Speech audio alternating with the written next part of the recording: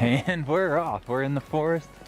I don't know how close I want to stay to that little stream, but hey, we're off looking for pot. Then this is a heavily traveled trail. I see some snowshoes and some hiking boots and such.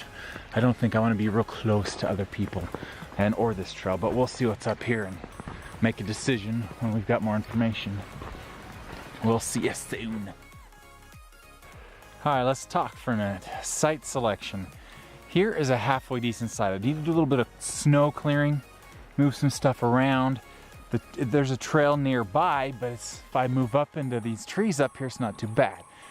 I've got plenty of trees to hang my hammock from. I got some cover, and I got some dead standing trees. Now the problem with this site is this.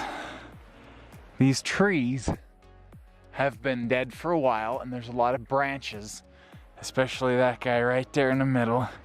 They could come down on me if the wind kicked up. That's bad. You don't want that. You got to stay away from that kind of thing. That's what you call a widowmaker. Is just a dead standing tree with branches that are loose, ready to come down. Give it a little vibration, a little bit of wind. You could find yourself limping out of here or just dead on the spot. But it isn't a bad location. If I were to move in this area, you see there's nothing right above me, but it's a high traffic area, and I want to stay away from that. I could go up this hill a bit. It would be a hike though, especially with this pack, but it'd give me some privacy, tomato, tomato. And like I said, with the hammock setup, you don't need to be on level ground. Like you could not go up in there with a ground pad. You'd be very hard pressed to find a place to park a keister. Anyway, this isn't too bad a location. There's plenty of wood. I need a lot of wood tonight. Speaking of which, I might just head up into that. Right into the thick of things. Sorry, so shaky. I could head up into there. There might be something up in there. Let's go have a look. I'll be right back. Not too bad right in there. Move some snow, we're all good, but look here, right? Center of the frame right now. There's a branch that's just barely hanging on. A little bit of wind, that could come down on top of you and make for a bad day. So that is a prime example of a widowmaker. You can see that. I need to get a better lens and zoom in further. But you see the little branch coming out there, and right at the tip of that center frame, cracked, ready to fall. And I don't want that. I don't even want that. The whole thing would come right down on top of you. So that's a bad location just because of that. So that right there is a widowmaker. We got us a spot.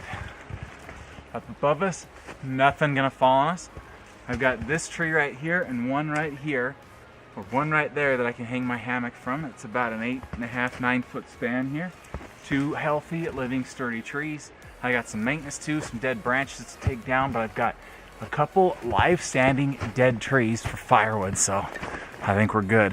I think this is it. The trail's about 30 feet that way. Behind me is just a steep cliff that just drops down into a little creek.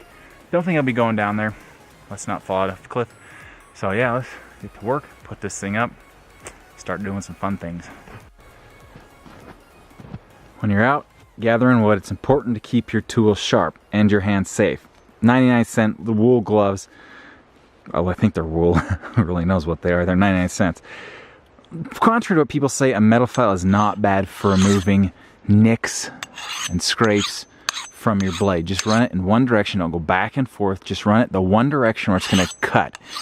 And just gently go over that edge, remove all the scrapes, all of the dents along the edge, and then you can fine-tune it with something else, something like a whetstone or a water stone, or if you haven't find enough file, you can finish it off with a piece of buffing leather.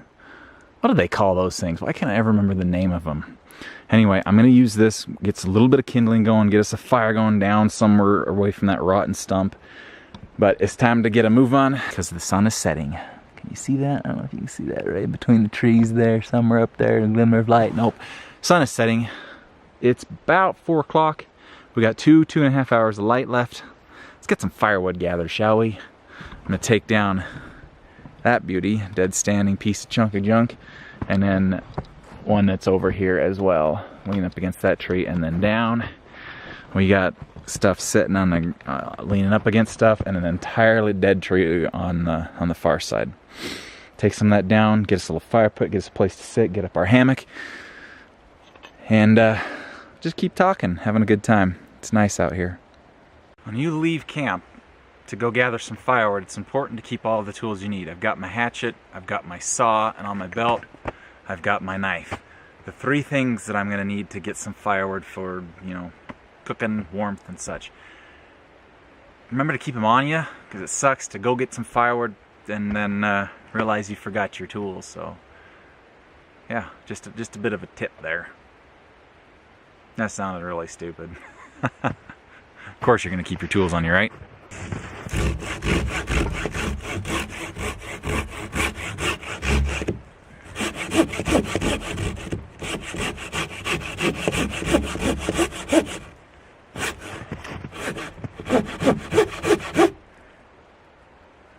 This might not be any good for burnt. Well, no, it's actually not too bad. That ain't too bad at all. Let's knock it down. Pine is what this is.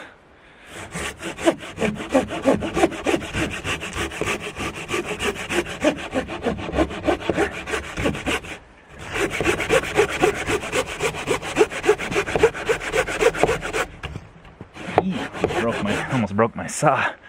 That'd be no good. It's a little bit big for this saw.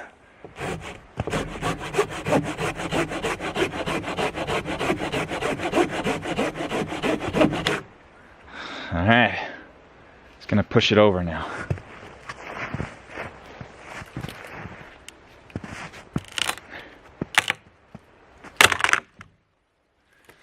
Ah, jeez.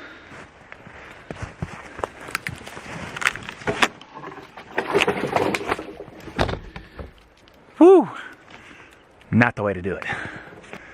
I'm going to show you the reason why I wear any kind of glove, just some kind of hand protection. You can see my hands, they're all cracked up. It'll focus.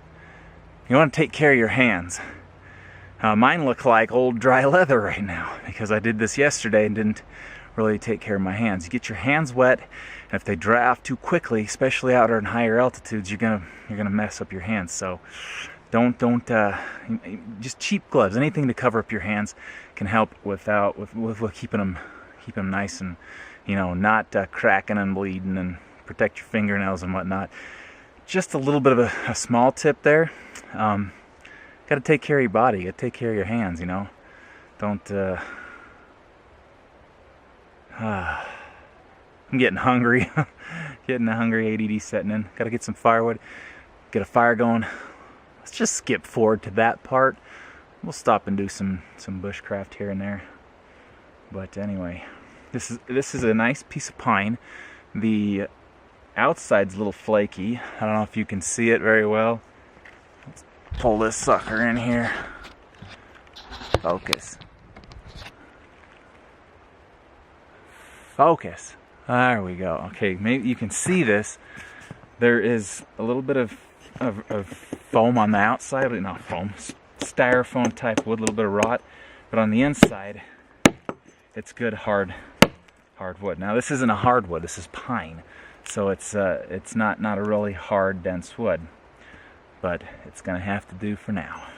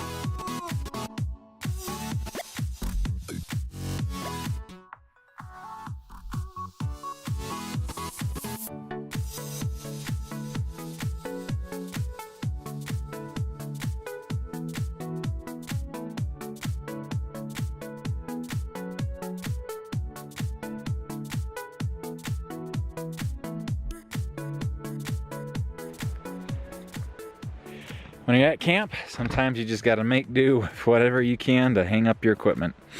Hey, you know, it's there, use it, get it out of your way. Make sure you know where it is so you don't lose it. Awesome, let's do this.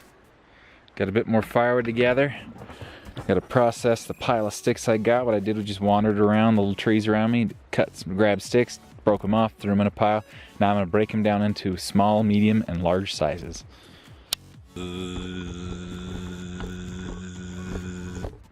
Boo. This is my hammock. Holy cow, that's way high. Come down a little bit. There we go. This is my hammock. By Honest Outfitters. Picked it up. I think I picked this up at REI. Don't remember exactly where. But this right here, I've slept in it a dozen times or so.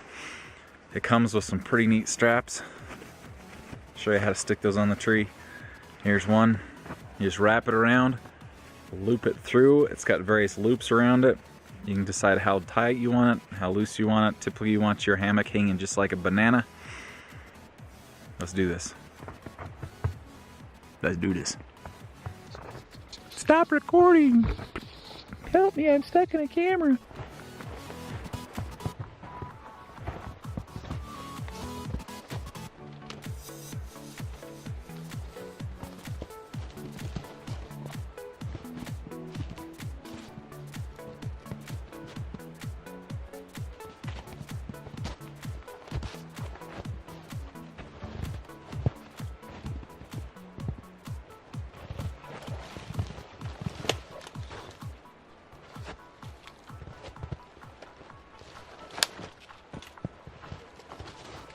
Typically I hang this thing about neck high. That way when the hammock sloops, droops, slopes, bends, bows, I'm about 2-ish feet off the ground. Now what am I doing here? Keith, go through there. Pull it tight. And that's not going nowhere now.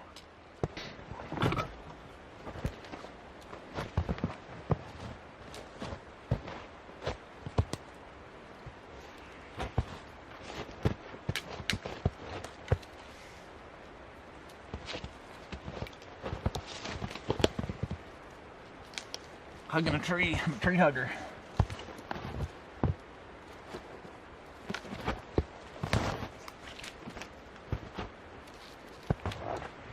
There we go. Let's put up the hammock now. Hammock sits in a stuffed sack that it's stuffed right into. It's part of the hammock. Try not to get it on the ground, so I toss it over my shoulder. Over here, this is just a test. Grab a strap, and loop it in with one of the carabiners. Come on. Drag it across, loop it in on the other side with one of the carabiners. Make sure I got it all the same place. I'm gonna put a little higher on this side. There we go. Just as necessary. Create yourself a nice hanging hammock.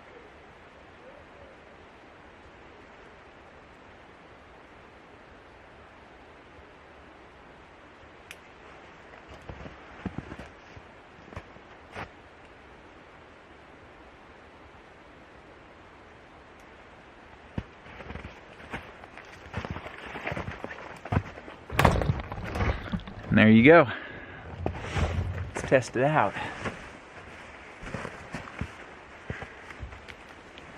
Oh, dang, yeah, there you go.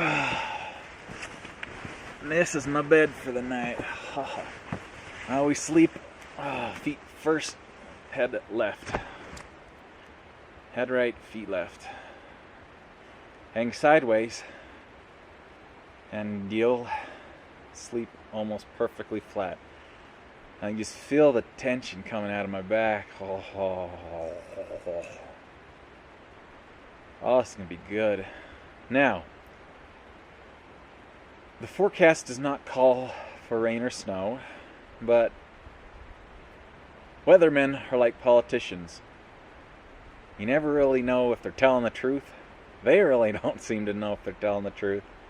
So always prepare for the worst. Also, it's going to get down to about 8 degrees Celsius Fahrenheit, which is somewhere between, shoot, -20 Celsius, somewhere in there. I'll do the calculations and stick them right up here, if I know how. I want to make this video simple. Oh shoot, I just want to sleep now. Got my bag hanging in a tree, I got to put that thing in here. Got to put my underquilt on. I can already feel the heat being pulled out of my back. And that's only about 32 up here, 0 Celsius. Oh, this is gonna be good. This is gonna be real good. It's gonna be great. It's gonna be great. I'm excited. Let's do this. All right, let's talk about your underquilt for a second. When you first set up your hammock, it's always wise to put a little bit of blanket in there, something that's heavy enough to hold your hammock down to so it's not lofting up in the air and waffing about. And you want your underquilt to cup around your hammock as much as possible. Now this one's a pretty long one. It'll cup up around from about my knees to my neck, which is exactly what I want. And then what I do is I got another one of these underquilts. This will bring me down to about 30. I got a Mylar blanket I'm going to put between here, and then I got another underquilt. Let's get to it. Let me show you my ridge line. The ridge line has got to be above your hammock. Sleeping bag, and here's my hammock, and the ridge line is about right in the center, about 5 feet above, right here, and it's tight. Here, I just gone around the tree, back around, then I looped it around this, pulled it tight, and then I just tied it off up here with a granny knot. Just something to keep it in place. Now the ridge line runs all the way along to the other side where I've got it tied off with a square knot. I do a loose tie over here, and then I do a tight one over there to tighten the ridge line. Now, over the top of this is going to go my tarp, which comes up. We're going to go with that next. And it's going to be a little bit difficult getting a tarp over the whole thing because I'm sleeping next to another tree. Didn't think that through very good. Here, let's figure this out. I got my hammock, and I got my ridge line, and this is my tarp. It's waterproof on one side, Reflectix material on the other. Made by U-Ridge. I think it was about 40 bucks. Grab them on Amazon. I really, really like this tarp. I have been under this tarp during snowstorms and rainstorms. Lots of wind, never noticed a thing. Slept like a baby. And like I said, green material on one side, a Reflectix material on the other. So I'm going to put this up. I got a tree in the way, but we're going to have a real steep side on one. Hopefully this is going to come over and we'll tie it off somehow. We'll figure it out. But let's do this. I'm getting cold and I'm getting hungry. I want food, so I'm going to do this quick. Boy.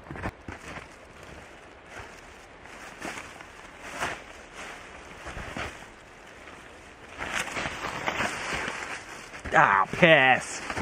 It's in the snow.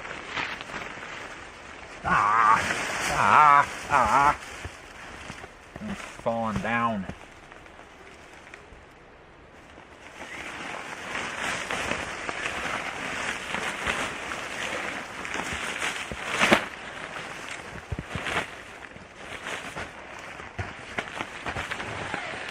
All the way to one side. And all the way to the other. Technically, that'll do. That'll keep the rain off me. It's not gonna be fun. I'm gonna be blooping around in the wind, so let's fix it. Okay, we got camp more or less completely set up. I just need to make my fire. Here's my tinder, all the stuff that I've just broken off and tossed over here. I'm gonna process down. To light it, I've got my ferro rod. I have some dryer lint. I got my knife to strike it, nice buck knife. And I'm gonna go find the magic ingredient to put on this dryer lint to make it burn like a candle. Let's go find it. Alright, just so you boys are tracking what's going on, it is blasted cold out here. We're about 17, 18 degrees Fahrenheit. Meh, what that is in Celsius. I'll stick it up here somewhere if I remember. It's cold, so I got my hat on, my shirt on, no gloves. When you're working, you don't want to sweat. You got to keep going. Creates body heat. Muscles working create 18 times more heat than at rest. So I'm not going to go put on a coat because well, firewood warms you 3 ways. 1, when you go get it. 2, when you break it down. And 3, when you burn it. So right now we're going to go get something to stick on my dryer lint to make it burn better. And that something is everywhere in a pine forest. Have a look at this tree right here. This right there is the magic ingredient. So, I got a no camera stand. So what I'm gonna do is I'm gonna take my dryer lint out. Here's dryer lint. What I'm gonna do is I'm gonna take it and I'm gonna grab pieces of the sap into the dryer lint. And using my fingers, I'm just gonna mash it in there. I don't want to get it on my finger because it takes literally an oil, lemon oil, WD-40, whatever, to get it off of here. So I got a little bundle in there. This tree's bleeding everywhere. I'm gonna grab some more here. Come here, little chunks of this stuff. Mash it in there. Mash it in there. It's falling on my hands. Okay, so we got some in here. It's a bunch of it crunched in here. Let's go light a fire. Well, we gotta process that wood first. All right, once you got all your twigs all gathered up into a big nasty old pile, just a big tangle, this is how I process it. I just get in with my hands, grab stuff that's on top, and I go, this goes first bundle, second bundle. Grab the next one, second. You put these into 2 piles. This little stuff here, called the first pile, goes on right after your fire ignites, except the wet stuff. Goes right on after your fire ignites, because it burns the easiest. Little bitty things like that, they heat up quicker, they have less mass, they ignite quicker. That's why you make a pile. So I got first, and I just grab stuff first, second. Bigger stuff. Take the branches off, mash them up. This thing feels like it just died, so I'll go first, and then, yeah, this one's still green. Still green. How did I get it too green? It looks like it's dead, but it's green. So that's the third. I'm going to put it in the third. It was a bit small for the third, but I don't want the fire to have to burn something that's green when it's too new. See? It wouldn't break easy enough. Second. And all of this down here in the end. Crunch it over your pile. Break it in half and mash it in there. First. Second. This is how we're processing our wood. And I do it as quick as I can because I want to get this fire going. Second, first, third, second. This is the surface upon which I will light my fire. Now what I can do is I can take a smaller stick like this, and I can make a feather stick out of it. Make some curls, which I have done. I've broken them off and put them aside here. But one thing I can do with this surface here is make feather sticks out of it, just by running my blade across it like this and turning it also into a feather stick. I'm gonna run some curls on here, just like so, using your knife, a little bit of leverage, and get some nice curls right here on the platform where you're gonna light your fire, and then put your kindling right there on top of that and use that. Might save you a bit of time. Think about it. Now let's go ahead and make a fire. I'm getting hungry and it's cold. So I'm going to take my dryer lint and I'm going to give it some tears. Create some space in there. Try not to lose my little bits of pine sap. I set it in there, put the curls around it, make sure I got my first pile of wood right here handy, ready to go. This stuff goes on first. Put it right next to it off the side here. That's right handy. Right over there. Let's light us a fire, shall we? Get you in there so you can see this.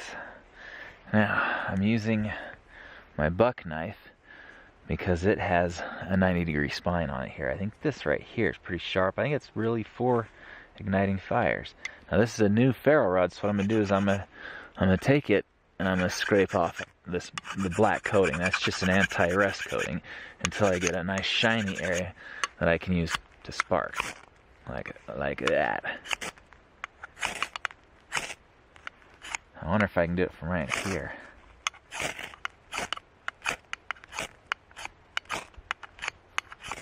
Alright, nope, so we're going to put the stick in there now. So I want to get this fire going, so there we go. We got ourselves a little tiny blaze. Get some of these curls up in here. See, they ignite quite well.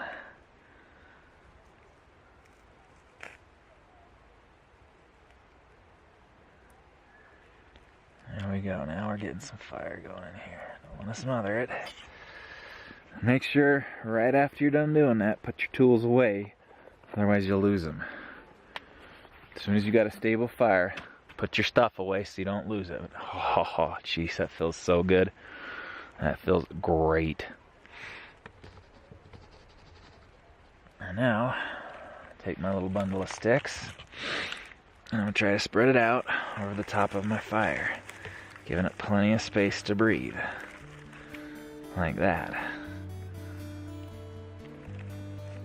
I can smell the pine burning. I think we did it. Here we go, boys. We created fire. Oh, get some coals going. I'm a hungry. Let's eat this steak.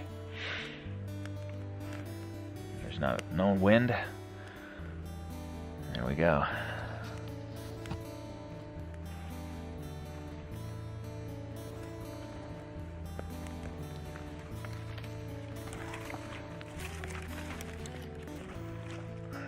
So I wear gloves so I can stick my hand down in there and not burn it.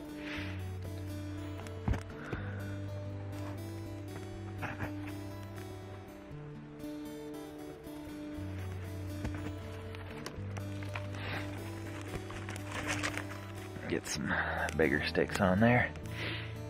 And, oh, that smells like Christmas. It smells good. I'm just gonna feed it, control it, let it go. Get ready to do some cooking.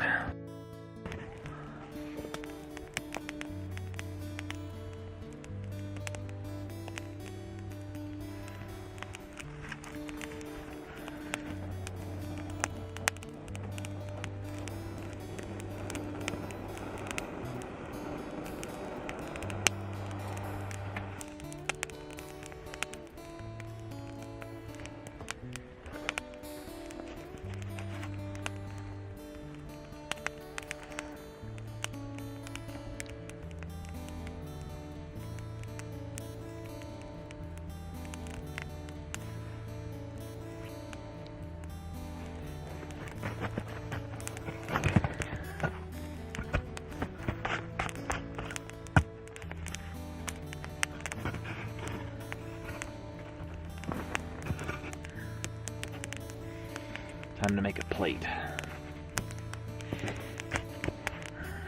Find the natural check in a piece of wood. Give it a whack. Maybe a couple whacks. Focus. See, now we got a crack. Want to create that crack right down the center. Split it, and you got two plates.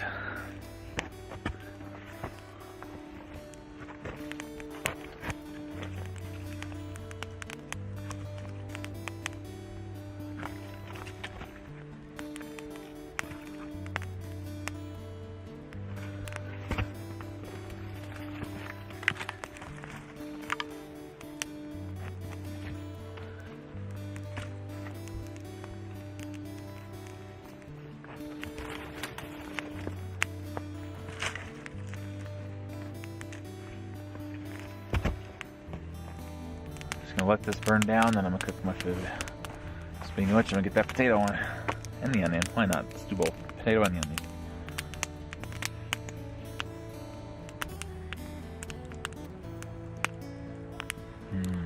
Steak. Got me an 8.5 ounce ribeye steak here. Just Just giving it some seasonings. Now, I didn't get me a big old fat steak because there's something around here that I call the meat sweats. When it's cold, you don't want to sweat. When you eat a lot of meat, you sweat. So don't get the meat sweats. So it's 8 ounces. It looks delish.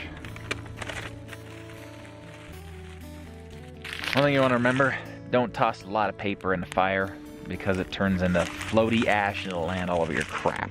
Look at that potato, boy. Look at that. Mmm. Cook, you darn tater. Don't matter if you burn a little bit, just cook. Cook, cook, cook. Top off. Bottom off. Why? Because I want to. Get your gloves off, you goof.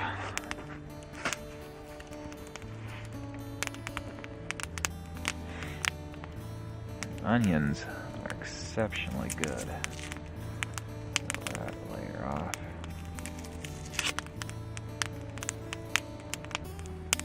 Good for flavoring your steak. Slowly starting to get dark. I think we're about 5 p.m., 5:30, somewhere in there. My darn boots are wet. Stomping in the snow all day. It's no good. Good at all.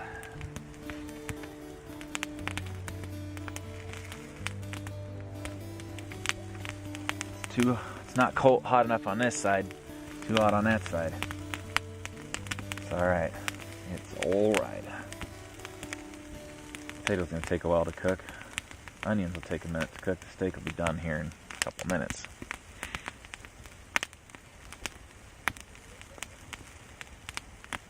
You gotta eat well when you're out and about. Use a lot of energy gathering firewood. Use a lot of energy putting your equipment up.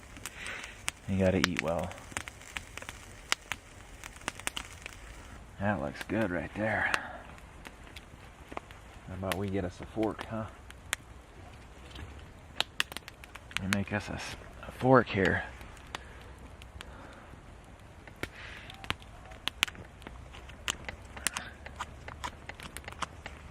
Get off my stick.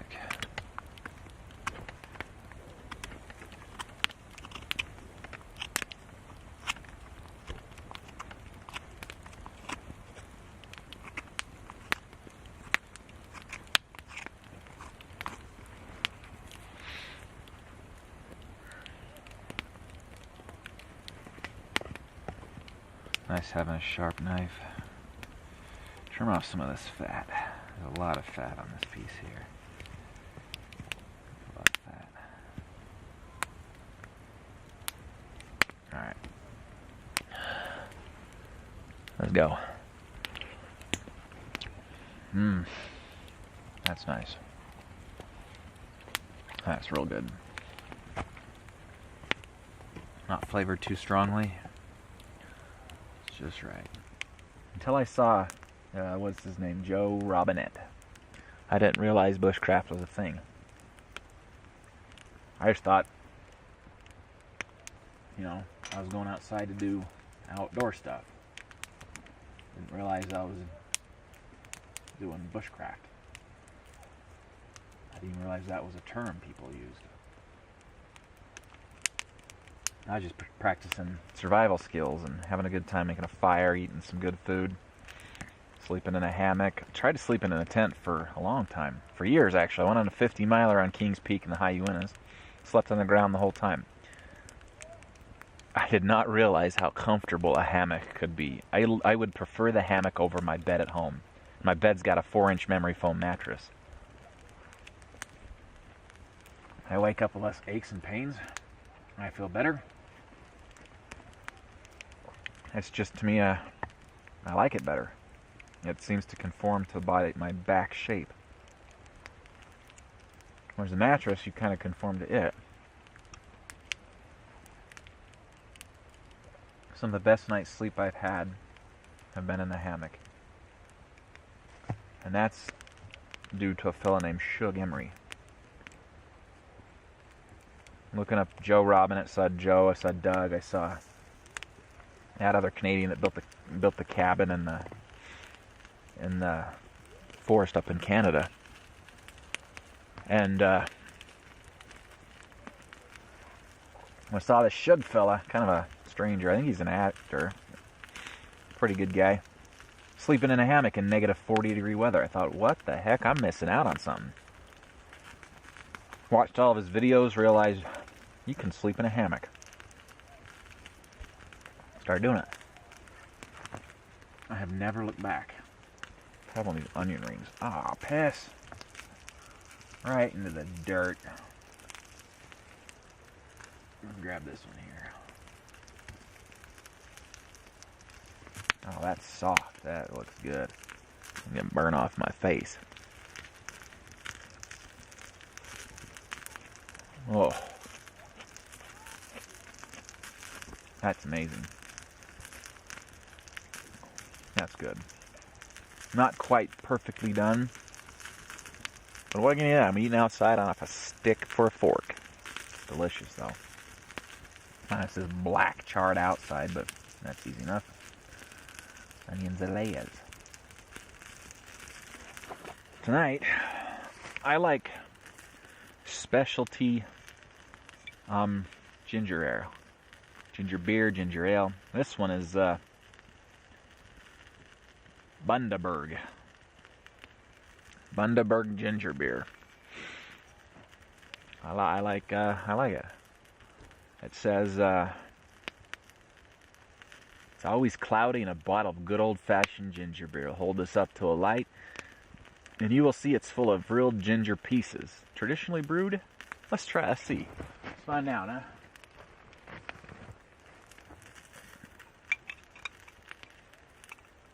Can you see it? Give it a shake.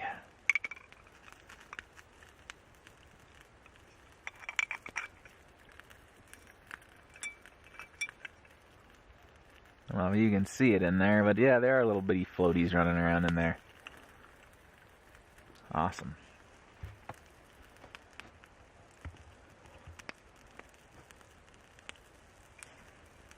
Ginger beer, let's try it. Let's have a go. See what it tastes like. Wash down my last bite of steak. Oh, hey, we didn't make a big mess. All right, let's see what this tastes like.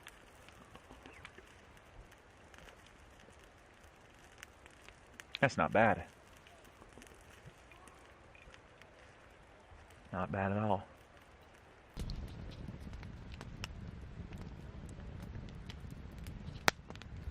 I'm drying off my boot. On both of them, actually. Well, the battery's going dead. Don't know how much time I got left on it, so I'll let this fire die out and climb into bed. It's getting pretty dark. I don't know how well this camera can make it out, but it's pretty dark. It's almost time for bed.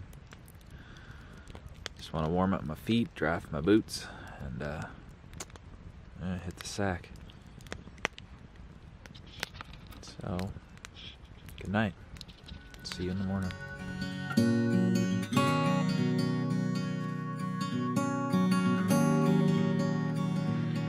It's important to eat when you first wake up, even if you're eating white donuts with white gloves. Just so your body has something to start to work on. You spend all night long using up all of your food resources while you sleep.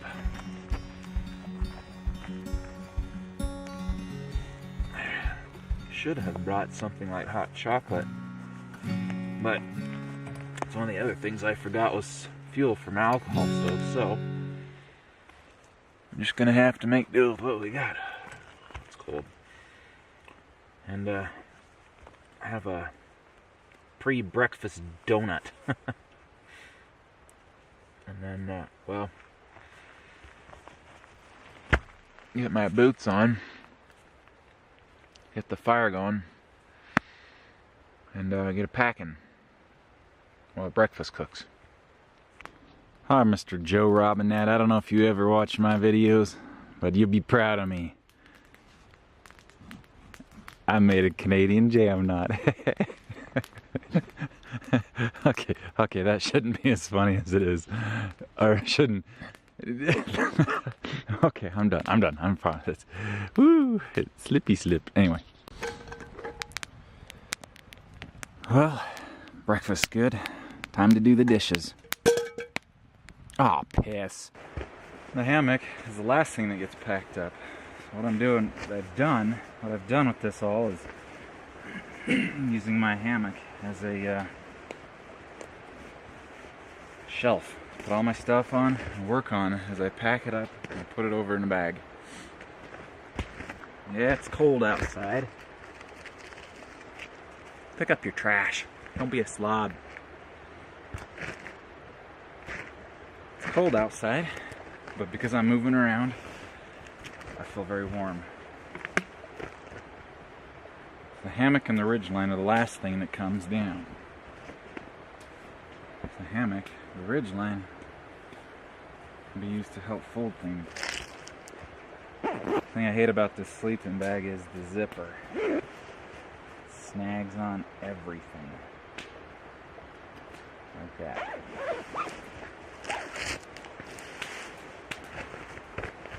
Now, this is what I'm going to do here. My stuff sack.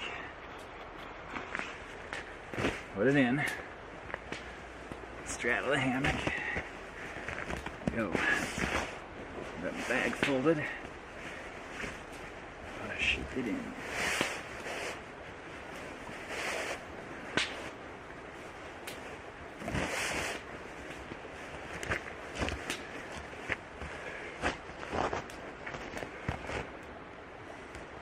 Whee! Remember, get up early enough so that you can take your time getting everything put back together. If you're in a rush, everything's sloppy, you don't have to do them twice.